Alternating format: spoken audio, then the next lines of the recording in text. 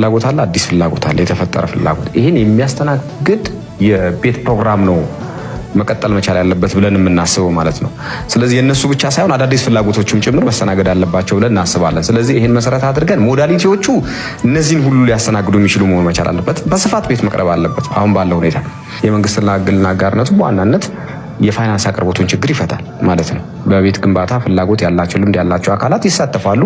በመጣው መስፈርት መሰረት ፍላጎት ያላቸው ተመዝግበው መስፈርቱን አሟልተው ሲመጡ ቦታ ተረክቦ ቤት እንዲገነቡ ይደረጋል ማለት ነው። ይሄ ቀላል አይደለም። ለመንግስት ከፍተኛ ጫና ይቀንሳል። ሁለተኛ ደግሞ የራሱን ድርሻ ወስዶም በሚፈልገው አግባብ ሊያስተላልፍበት የሚችልበት እድል ይኖራል ማለት ነው። አሁን ላይ 15 የሚሆኑ ድርጅቶች በቤት ግንባታ ሂደት ላይ እየተሳተፉ መሆኑን የገለጸው ኮርፖሬሽኑ ይህ የቤት አቅርቦት ችግሩን ለማቃለል ያግዛል ብሏል። እንግዲህ የ70/30 ፕሮግራም አሁን በቅርብ ጊዜ ነው የተጀመረው። በጣም በርካታ ዝግጅቶች ስናደርግበት ነው የነበረው። በዚህ ደረጃ ባለሀብቶችን መለየትም መስፈርት አውጥቶ በተቻለ መጠን በተሻለ ጥራት ከተማውን ቤት የሚገነቡ ባለሀብቶችን መለየትም ትልቅ ስራ። ስለዚህ አሁን ባለው ሁኔታ ከ15 የማያንሱ ባለሀብቶች ውል ተፈራርመን ወደ ስራ እየገቡ ነው ያሉ። አጠረ ጊዜ በፍጥነት እና በጥራት መድረስ እንዳለበት ግን እናምናለን። እስከዛ ድረስ ተመዝጋቢዎችን በሌላ መንገድ ጨርሰንስ ቢሆን እስከዛ ድረስ ካሉም ደግሞ ቅድሚያ የሚሰጥበት ሁኔታ ይፈጠራል። ግን ምንድነው አሰራሮች፣ ዝርዝር አሰራሮች ይወጣሉ። ያ ነው አሁን ግንባታውን ማፍጠን የመንግስትና የግል አጋርነት የምንመራባቸው መርሆቹ ላይ እነዚህ ላይ ጨርሰን ወደ ስራ እየገባን ተፈራርመን ከዛ በኋላ ግንባታዎቹ ሲደርሱ ደግሞ አሰጣጡን በተመለከተ ምንድነው መሆን መቻል ያለበት፣ ምን መከተል መቻል አለበት። አሁን ባለው በነባሩ ፕሮግራም ቢሆን በ40/60 በ20/80 ፕሮግራም አካውንቱ ዘግቶ የወጣ ሰው ኦልሬዲ በፍላጎቱ ከፕሮግራሙ እንደወጣ አድርጎ ይወሰዳል የሚለው። እንደምን አላችሁ? ዛሬ ደግሞ ወቅታዊና ትኩስ መረጃ ወደ እናንተ ይዘን መተናል። እንድትከታተሉን ጋብዛለን። በቅድሚያም ዋና ዋና መረጃዎችን ጠቁማችሁ በአዲስ አበባ ነዋሪዎች ዘንድ በከፍተኛ ደረጃ እንደ ችግር የሚታየው የቤት እጥረት እንደሆነ ይታወቃል። ይህንን ለማቃለል ከ1997 ጀምሮ የኮንዶሚኒየም ቤት ግንባታ በአዲስ ሞዳሊቲ መምጣቱ የሚታወቅ ነው። ይህንንም ከተማ አስተዳደሩ እየሰራው እንደነበረ ይታወሳል። ከ300 ሺህ በላይ ኮንዶሚኒየም ቤቶች ተገንብተው ለነዋሪዎች እንዲሁም ከየአካባቢው ለመጡ ከመንግስት ጋር ቅርበት ላላቸው ሰዎች የተሰጠ መሆኑ የሚታወስ ነው። ከተወሰነ ዓመታት በኋላ የመንግስት ወይም የፓርቲ ለውጥ በሚሆንበት ጊዜ ከ7 ዓመት ጀምሮ የኮንዶሚኒየም ቤት ግንባታ አቁሞ እንደነበር የሚታወስ ነው። ከኮንዶሚኒየም ግንባታ ከመኖሪያ ይልቅ መንገድን በማስቀደም የኮሪደር ልማት በሚል ከተማዊ እድሳት እየተሰራ መሆኑ የሚታወስ ነው። በዚህ ዓመት ግን ኮንዶሚኒየም ቤቶች ላይ ተደጋጋሚ መረጃዎች፣ ተደጋጋሚ ዜናዎች እየሰማን ነው። ይሄ እውነት ሊሆን ይችላልን የሚለው የብዙዎች ጥያቄ ነው። ወደ ዝርዝር መረጃዎች እናልፋለን። ውድ የቻናላችን ቤተሰቦች እንግዲህ የከተማ አስተዳደሩ የከተማ ነዋሪዎችን የቤት ፍላጎት ለማሟላት 1997 የተመዘገቡትንና 2005 በድጋሜ እንዲመዘገቡ የተደረጉትንና አዲስ የተመዘገቡትን መዝግቦ ወደ 1 ሚሊዮን አካባቢ እንደነበሩ ይታወሳል። ከነዚያ መካከል በ10 ዓመታት ውስጥ 300 ሺህ አካባቢ ቤቶችን ለነዋሪዎች እንዳስተላለፈ መረጃዎች ያመለክታሉ። የቀሩት ወደ 700 ሺህ አካባቢ ሲሆኑ ከነዚያ ውስጥ 350 ሺህ አካባቢ የቤት የመቆጠብ ተስፋቸው ተሟጦ ብራቸውን እያወጡ መሄዳቸው የሚታወስ ነው። አሁን ላይ የከተማ አስተዳደሩ በቤቶች ልማት ስር ተመዝግበው በባንክ እየቆጠቡ አለያም ብራቸውን ያላወጡ ተመዝጋቢዎች 500 ሺህ አካባቢ እንደሆኑ መረጃዎች ያመለክታሉ። በ2018 በጀት ዓመት መንግስት እንግዲህ በስፋት በመረጃ መልኩ እየሰጠን ያለው ወደ 6 ሳይቶች አካባቢ የቤት ልማት እየተገነባ መሆኑን ነግሮናል። ከነዚህ ሳይቶች መካከል በተለያዩ የአዲስ አበባ ክፍል እየተሰሩ ያሉት በካሳንቺስ ከ20 ሺህ በላይ፣ በሀያት ከ13 ሺህ በላይ፣ አየር ጤና ከ1 ሺህ በላይ ቤቶች እየተገነቡ መሆኑን እንግዲህ ከተማ አስተዳደሩ በቤቶች ልማት ኮርፖሬሽን በኩል አሳውቋል። ዝርዝር መረጃውን ከቤቶች ልማትና ከኮሙኒኬሽን ያገኘነው ነው። ተከታትለን እንመለስ። እየገነባ እንዲያቀርብ ያስቀመጠው ስትራቴጂ አሁን እጅግ እየጨመረ ከሚሄደው የመኖሪያ ቤት ፍላጎት ጋራ በቂ ምላሽ እንድንሰጥ እንደማያደርገን አምነን አማራጮችን አቅርበናል።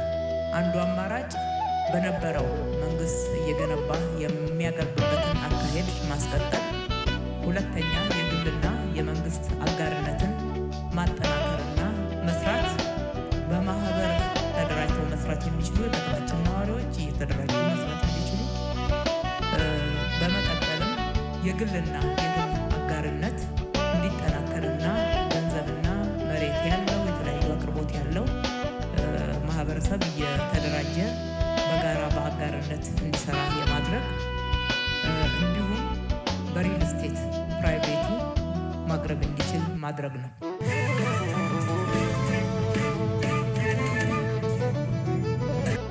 ቤተሰቦች የኮንዶሚኒየም ቤቶች ግንባታ በአራት መሰረታዊ ሂደቶች የሚከናወን መሆኑን መንግስት እንግዲህ በ5 ዓመት ስትራቴጂ አቅዶ እየሰራ መሆኑን አሳውቆናል።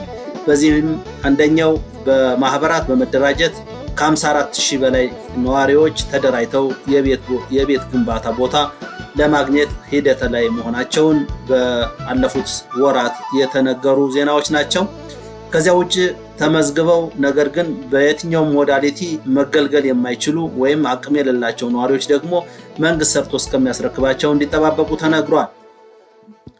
ሶስተኛው አማራጭ ከግል ባለሀብቶች ጋር ኮላብሬት በማድረግ ወይም በጋራ በመጣመር መንግስትና የግል ባለሀብቶች አግሪመንት በመውሰድ ከነሱ በአዳዲስ ቴክኖሎጂ በመጠቀም የቤት ግንባታ እንዲያገኙ ማድረግ ነው። አራተኛው አማራጭ በሪል ስቴት መልኩ አልሚዎች መሬት በመውሰድ እየገነቡ ለሽያጭ እንዲያቀርቡ ነው። የቤቶች ልማት ኮርፖሬሽን ለኦቪድ ኮንትራክት ሰጥቶ የሚያሰራቸው ሌሎች 1000 ቤቶች አሉ። እንዲሁም እዛው አካባቢ በግል አልሚዎች የሚለሙ አሉ። እነዚህ ሶስቱ ሲደማመሩ ነው በካሳንቺስ መልሶ ማልማት ወደ 20,000 ቤቶችን በሚቀጥሉት 18 ወራት ማቅረብ የሚያስችል ሁኔታ በከተማ ውስጥ ይፈጠራል እዛው አካባቢ ላይ የሚለውን የሚገልጽ ነው ማለት ነው። የመጣበትን የሚያሳይ ነው። 65% የግሉ ዘርፍ፣ 35% የመንግስት ድርሻ ነው ማለት ነው።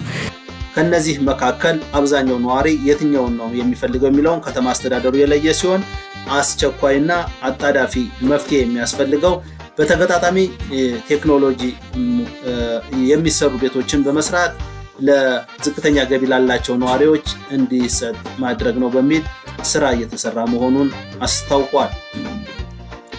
እንግዲህ አብዛኞቹ ነዋሪዎች ዝቅተኛ ገቢ ያላቸው መሆኑ እንዲሁም ኮንዶሚኒየም ከመሰረቱም ለዝቅተኛ ገቢ ነዋሪዎች እንደነበር የሚታወስ ነው።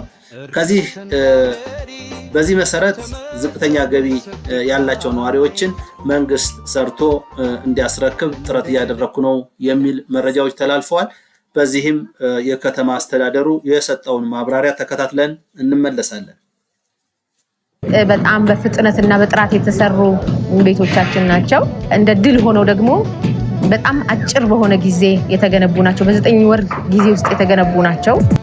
ስለዚህ 20/80 40/60 ፕሮግራም ቢቀጥል ብንሰራ ተጠቃሚ አሁን ማለት ነው። ሁለተኛ ሌሎቹ ሞዳሊቲዎች እኮ እድል ቅድሚያ ለተመዝጋቢ እየተሰጠ ነው ያለው። ግልጽ ነው። እኛ አታውጣ አውጣ ብሎ አድቫይስ ማድረግ አንችልም። ለምሳሌ የማህበራት ቤት 54 ማህበራት ከ4,000 በላይ ሰዎች በዚህ ፕሮግራም ተጠቃሚ እንዲሆኑ ሲደረግ የተወሰዱት ከተመዝጋቢዎች ነው። በዛ ነው ገንዘቡን አውጥቶ የነበረ ሰው እኮ ይህን እድል አያገኝ። ጠይቋል። ብዙዎች ተመዝጋቢ ነበርኩ እንዲህ ነው ያሉ ሰዎች አሉ። እድሉ አልሰጣቸው። ምክንያቱም ስትሪክትሊ የተቀመጠ ጉዳይ ስለሆነ የሚጋብዛቸውን ሰዎች ብቻ ነው የተቀበልነው ማለት። ስለዚህ ያን ጊዜ ተመዝጋቢ የነበረ ፍላጎት የነበረው በማህበር አልተሳተፈም ገንዘቡን ስላወጣ ማለት ነው። ስለዚህ አሁንም ቢሆን ሌሎችን ፕሮግራሞች መጠቀም ፈልጋለሁ የቆጠብኩትን ገንዘብ ግን አሁን ላለኝ ችግር ላውል ቢል ግን ማንም አይከለክለው፣ መብት ነው። ምንም ሪስትሪክሽን የለም በዚህ ጉዳይ ላይ አታውጣ ምናምን የሚለው የለም ማለት ነው። ቻናላችን ቤተሰቦች እንግዲህ እንዳዳመጣችሁት የከተማ አስተዳደሩ ባለሙያዎችም የቤቶች ልማት ኮርፖሬሽንም በሰጡት መግለጫ መሰረት በ5 ሳይቶች ላይ ግንባታዎች እየተካሄዱ መሆኑንና በ2018 በ9 ወራት የተያዙ በ18 ወራት የተያዙ በ6 ወራት ሊገነቡና ሊጠናቀቁ የተያዙ ፕሮጀክቶችን ምን እንደሚመስሉ ያየንበት እንግዲህ መረጃ ወይም ዘገባ ነው።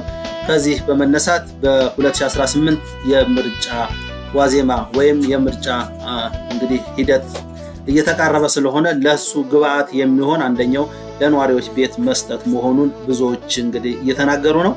መንግስት ግን የቤት ግንባታ ግዴታዬ ነው፣ በዚህ ዓመት ከ100 ሺህ በላይ ቤቶችን ገንብቼ አስረክባለሁ በሚል እየሰራ መሆኑ የሚታወስ ነው። ከነዚህ መካከል 26000 ቤቶች በተገጣጣሚ ወይም በአዲስ ቴክኖሎጂ የሚሰሩ ሲሆን ሌሎች ሳይቶች ደግሞ ከባለ ሀብቶች ጋር በጋራ ለመስራት ከኦቪድ ሪል ስቴት ከሀያት ሪል ስቴት ጋር እየተሰሩ ያሉ መኖራቸውን ተናግረዋል። የኮንዶሚኒየም ቤቶች እስከምን ድረስ ይዘልቃሉ የሚለውን በወይዘሮ አዳነች አቤቤ የአዲስ አበባ ከንቲባ የሚናገሩት ይኖራል። እሱን ተከታትለን እንመለስ።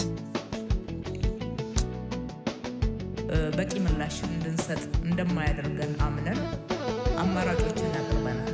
አንዱ አማራጭ በነበረው መንግስት እየገነባ የሚያቀርብበትን አካሄድ ማስቀጠል፣ ሁለተኛ የግልና የመንግስት አጋርነትን ማጠናከርና መስራት፣ በማህበር ተደራጅተው መስራት የሚችሉ የከተማችን ነዋሪዎች እየተደራጁ መስራት እንዲችሉ፣ በመቀጠልም የግልና የግል አጋርነት እንዲጠናከርና ገንዘብና መሬት ያለው የተለያዩ አቅርቦት ያለው ማህበረሰብ እየተደራጀ በጋራ በአጋርነት እንዲሰራ የማድረግ እንዲሁም በሪል ስቴት ፕራይቬቱ ማቅረብ እንዲችል ማድረግ ነው።